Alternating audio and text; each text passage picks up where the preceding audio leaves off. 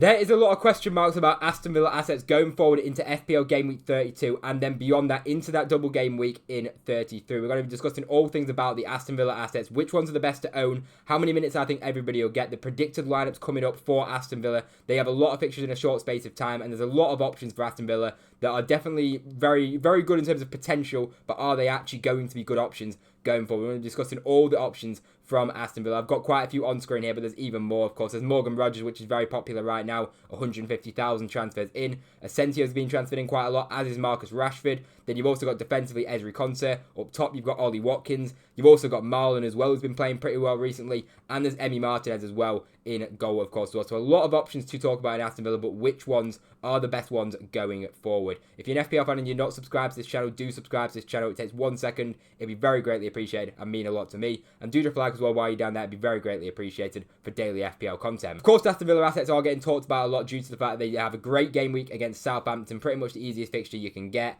And as well as that, they do, of course, double in game week 33. So a lot of people are looking to maybe triple up on Aston Villa assets, but there could be some serious problems to this, and it's very, very risky in my opinion. But let's discuss. So the reason why I do think it is obviously very risky, Aston Villa do play 6 games in the next 17 days. Now, of course, there you can see they play PSG next in the Champions League today if you're watching this, or it could even be yesterday if you're watching it as well. And then as well as that, they've got Southampton then just 3 days after that, and then 3 days later they then have the second leg against PSG. And even after that, 4 days later, they have got Newcastle in the start of the double game week 33. And then as well, then 3 days after that, they then have Manchester City. Then followed by the FA Cup semi-final, which of course is very important to Aston Villa. Now, this PSG game is a big game for Aston Villa. You have to think if they get a decent result in Paris, then that game against Southampton could definitely be a very well rotated side in Aston Villa. As I said in the first graphic, there's a lot of options for Aston Villa, and there's a lot of players that can come in and out of the side. So as I say, let's say Aston Villa get a decent result against PSG. They're still in the game. They only lose the match by 1 goal, or they might get a draw or something. They're still very much in the game, which is pretty realistic chance. I say Aston Villa are a very decent team. Of course, PSG have been very good this season, but I do think Aston Villa can go there and get a decent result. Let's say they do that. Then going into that second leg, Aston Villa at Villa Park will really fancy their chances. And, that's going to be an absolute unbelievable atmosphere at Aston Villa. It's going to be an absolute electric crowd if they are still in that game against PSG. Then you look at that Southampton game in between. Are they going to take that Southampton game 100% seriously in terms of the starting 11 they're going to put out? Are they going to put out that strongest 11?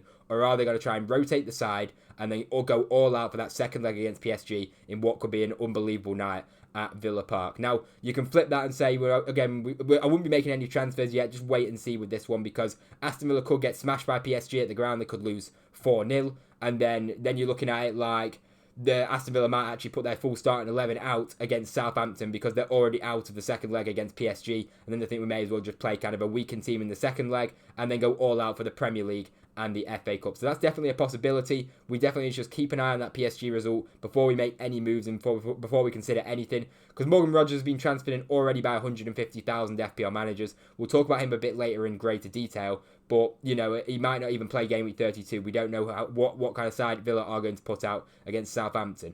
Then you look into it going into game week 33. You've got the first fixture then against Newcastle, which again, it's a difficult double game week for Aston Villa. It's not ideal, Newcastle and Man City, but of course it is a double game week. Now, again, there could be rotation with that Aston Villa side for that game, given the fact that it's only 4 days after the PSG game, and then as well as that, you've got the Man City game on Tuesday. And as I say, Aston Villa have a wealth of options. They could very well rotate this side easily. And then you look at it as well, realistically, their best chance of silverware is that FA Cup and the FA Cup semi-final. It's a lot more likely they'll win the FA Cup than it is the Champions League, just looking at the teams that are in the competitions.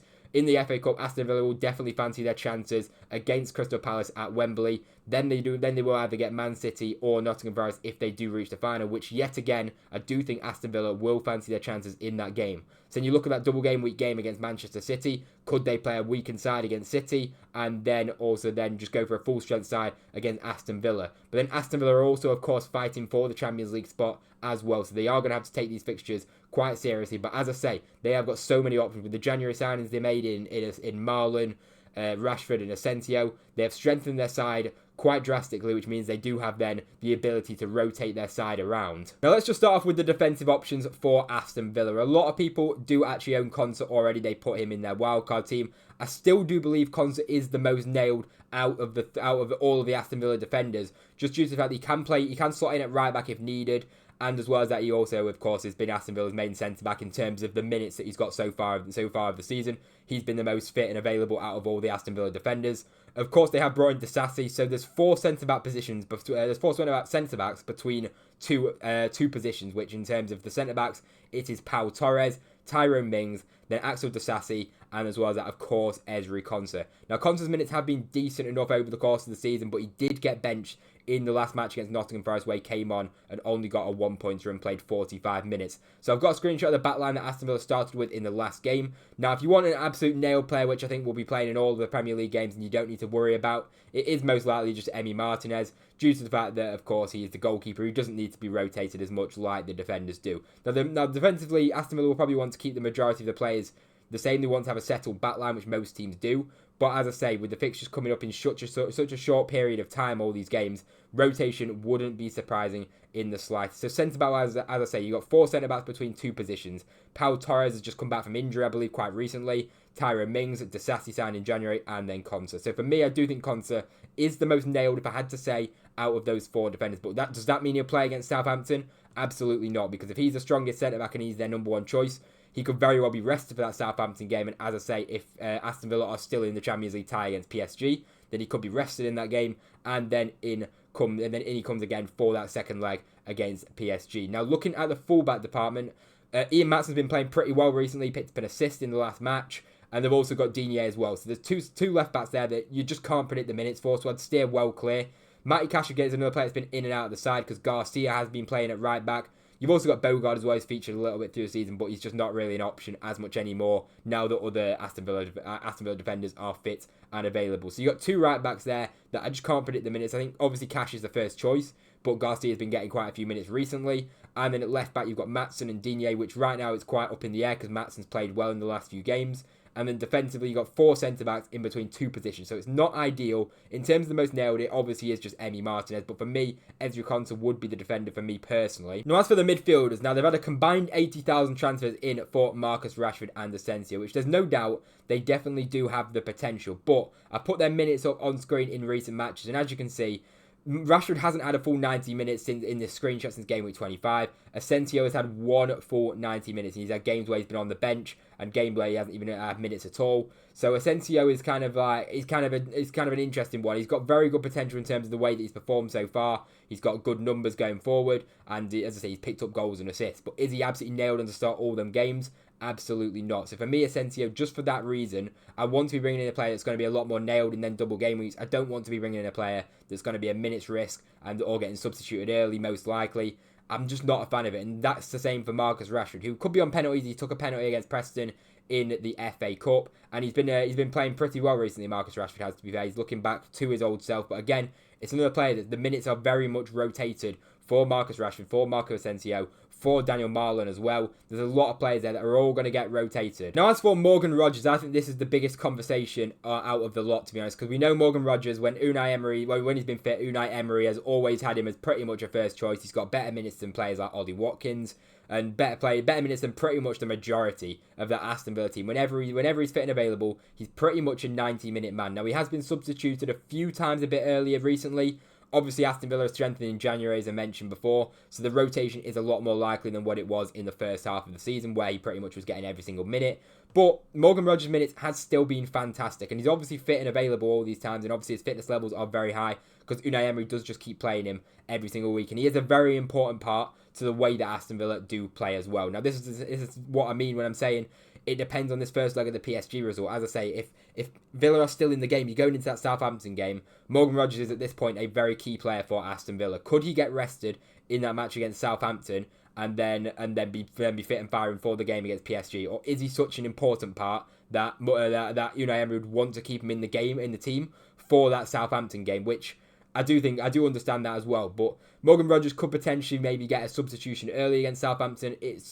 he could very well get 90 minutes with the minutes he's getting, but it's just very much up in the air. So for me, I don't own Morgan Rogers. If you own him, I'd absolutely just start him and just hope for the best and just hope he gets the minutes. But if you're looking at him as a transfer in, you're looking at it like, for me looking at Morgan Rogers to bring him in, for me personally, I've already got midfielders that I'm quite happy to own going into game week 32. And if I brought in Morgan Rogers, I'd have a benching dilemma. And then I could bring him in, and he might only get a substitute appearance for a 1-pointer. He might not even feature at all. Then I'm thinking, am I just wasting a transfer on Morgan Rogers to bring him in, and then at the end of it, he doesn't even end up starting the game. He's rested because he wants to be because Unai Emery wants him to be available for that PSG game, which, as I say, it's a very good possibility. But as I say, in terms of Aston Villa attackers, if I was to bring one in, it would still be Morgan Rogers, just due to the fact that, as I put here, he is the safest player for minutes over the course of the season and a longer term pick. He is just the safest. He's just the safest pick. As I say, he's been available whenever he's been available. He's always been picked as the option for Unai Emery, and he's very rarely been rested. He's very rarely even been substituted off, despite all the signings. So would it even be surprising that people are obviously overthinking it and they're going to think, will he be playing in that Southampton game? Maybe it's best just not to overthink it. Just choose Morgan Rogers because he's the one that's got the most nailed minutes over the course of the season. He's the one that's got all the data. He's the one that's got the goals and assists. He's the one that's also in form as well. So there's many reasons to choose Morgan Rogers. Of course, it depends on the situation of your team and who else you own in midfield. But if you already own Morgan Rogers, for me, it's not even a debate. Just start the guy and it'll be absolutely fine. But as a transfer in, it definitely is a different question. It depends on who your midfielders are. Now, as for Ollie Watkins, his minutes have been pretty poor recently. It's saying early substitution against Nottingham Forest and 0 XG. Against Brighton, he played 25 minutes from the bench. He got subbed early against Crystal Palace. 3 out of the last 4 matches, he has actually been substituted early or been on the bench, which isn't ideal going into game week 32. Now, again, it's kind of a wait and see with Watkins, see what minutes he gets in the Champions League. If you're looking to bring him in game week 32, then he might be good if he is starting the game. But as I say, we can't guarantee that.